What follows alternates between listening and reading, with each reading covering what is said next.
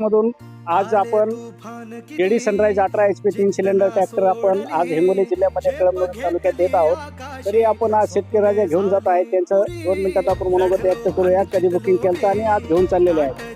नमस्कार सर। नमस्कार सर, माझं नाव दत्तराव गुंटिकराव शिंदे, मी हिंगोली जिल्ह्यामधून आलेला आहे। माझे मित्र दिलीपराव शिंदे, त्यांचा मुलगा आज 6 महिन्यापासून त्यांची इच्छा होती की ट्रॅक्टर आणायचा आहे आपल्याला।